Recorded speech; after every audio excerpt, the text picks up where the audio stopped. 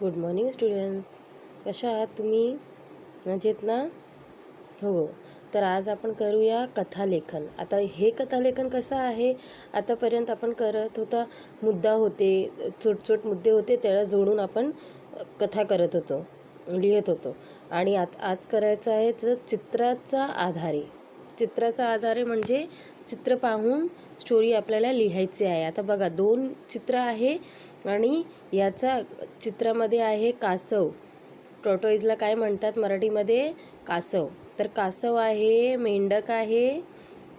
यान कसं दिसते आहे, काय तुम्हाला याच्यामध्ये दिसते आहे, ते समजत आहे, त्याच्या आधारे तुम्हाला त्या स्टोरी लिहायची है. तो बच्चों देखो 2 तरह के आते हैं स्टोरी राइटिंग आप लोगों को. जैसे कि एक है जो मुद्दा दिया हुआ है, देखो ये वाले आपको भी रहते हैं, मास्टर की में दिया है, टेक्स्ट बुक में भी पीछे दिया है, चित्र दिया हुआ है, उसके आधार पे आपको स्टोरी लिखनी है. यानी सेम वही कथा लेखन, कहानी, स्टोरी राइटिंग जो आप बोलो वो लिखनी होती है. ठीक है. तो 2 टाइप के आते हैं. एक पॉइंट्स आते हैं, जो पॉइंट्स को जोड़ करके आप लोगों को स्टोरी डेवलप करनी होती है. और एक क्या आते हैं, एक आते हैं चित्र दिया रहता है, वो चित्र को देखना है, बारीक निरीक्षण करना है, यानी ऑब्जर्व करना है कि उसमें कौन कौन है, आपको क्या समझ में आ रहा है वो स्टोरी से, वो पिक से, और उसके हिसाब से आपको स्टोरी को डेवलप करना है. अब जैसे देखो इसमें जो 2 जन मेन दिख रहे हैं हमें, हम उसके ऊपर ये स्टोरी बना सकते. बेंडूक आणि कासव.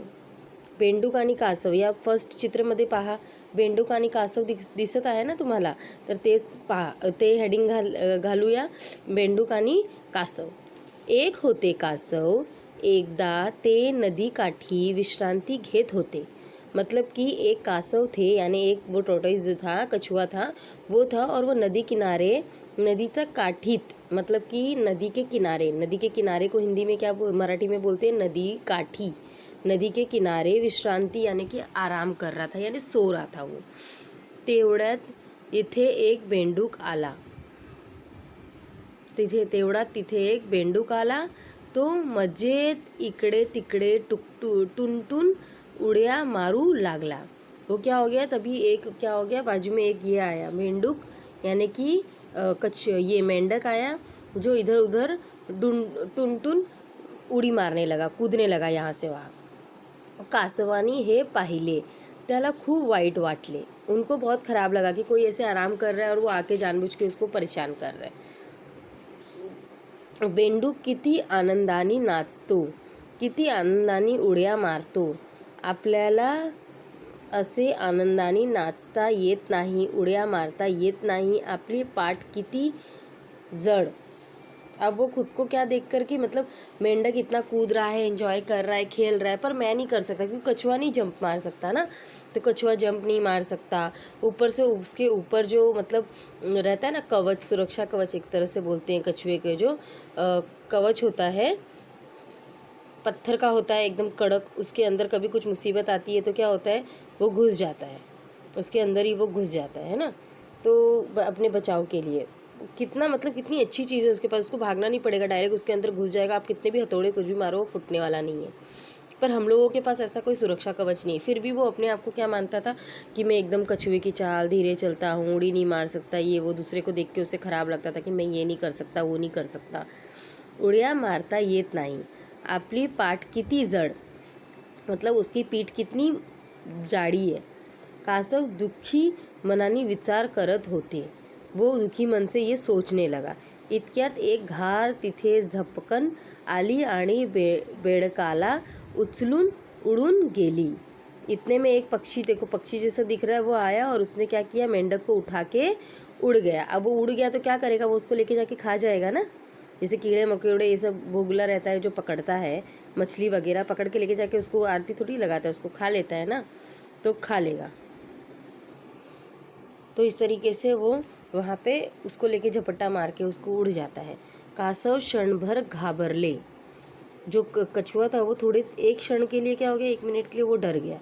पण मनात म्हणाले, बरे झाले मी असा आहे, नाहीतर मलाही घारीनी नेले असते.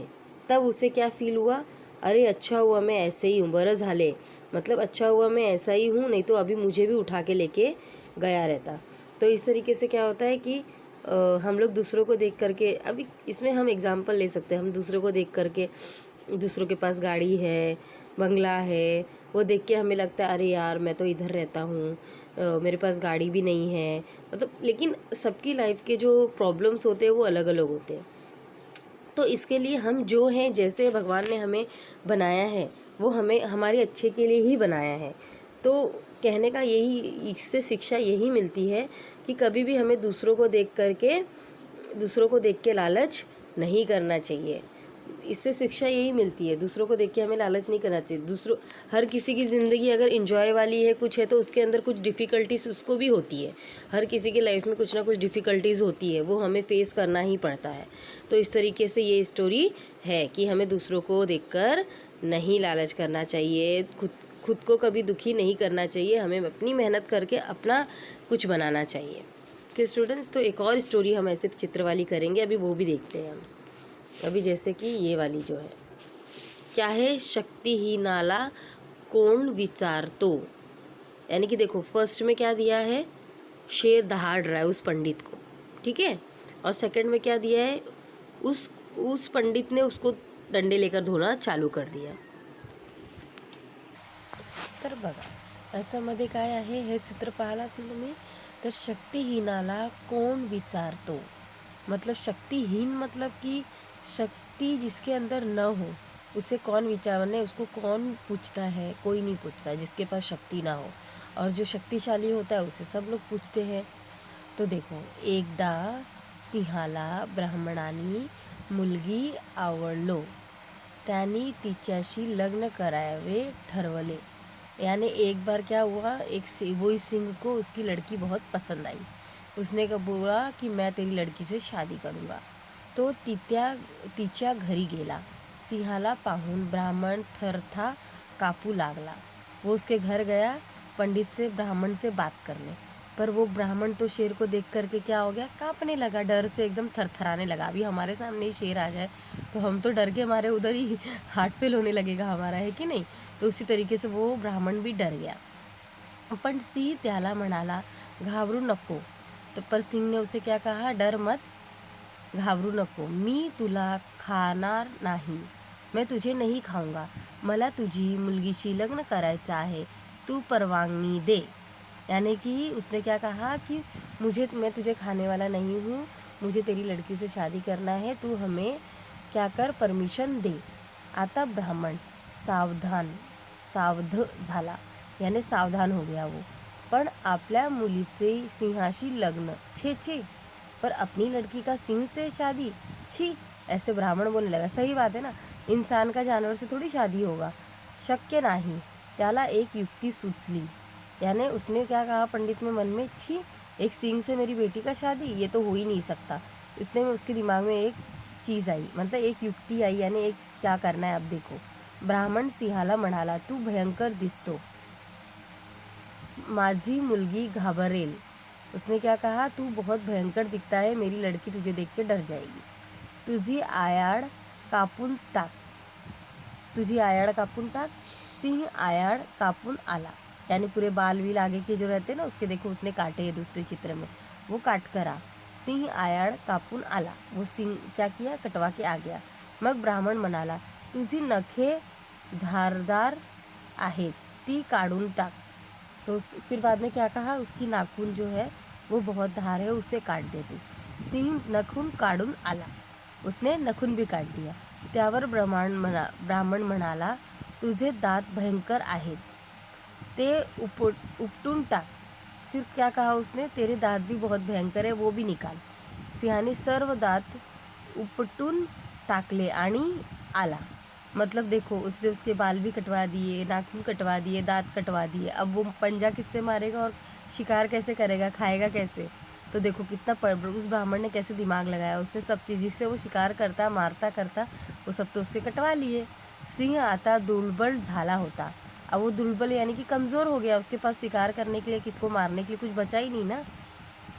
ब्राह्मणाने एक चोटा घेतला आणि सिंहाला बडबडले, सिंह व्यूळ पड़ून गेला। क्या हुआ, उसने एक डंडा उठाया और उस पर धोना चालू कर दिया, और वो डर के मारे क्या हो गया, नीचे गिर गया और बेचारा धुलाई खा गया। तो इस तरीके से देखो, उस ब्राह्मण अगर तभी डर गया होता, तुरंत अपनी लड़की दे देता, तो कैसे वो उसके साथ तो उसको भी किसी दिन खा जाता। तो उसने क्या दिमाग लगाया, पहले इसे हम लोग दुर्बल करेंगे, यानी कि इसे कमज़ोर करेंगे, उसके बाद उस पर वार करेंगे। तो इससे तो हमें ये शिक्षा मिलती है कि कभी भी, ये तो बुद्धि शक्तिशाली था लेकिन शक्तिहीन हो गया ना, तो शक्तिहीन को कौन डरता है, जिसके पास शक्ति नहीं होगी उससे कौन डरेगा। तो पहले तो शक्ति थी उसके पास, तो उसने क्या किया, उसको उसकी धीरे धीरे उसकी शक्तियों को ख़त्म कर दिया, उसके बाद उसको धोया। तो कभी भी अगर हमारे जीवन में ऐसी कोई मुश्किल आती है ऐसे कोई, तो हमें दिमाग से काम लेकर के शांति से उसका सॉल्यूशन निकालना चाहिए, जैसे इन्होंने निकाला। तो इसके लिए इसका हेडिंग हम दे सकते हैं, शक्तिहीनाला कौन विचार, तो शक्तिहीन को कौन पूछता है।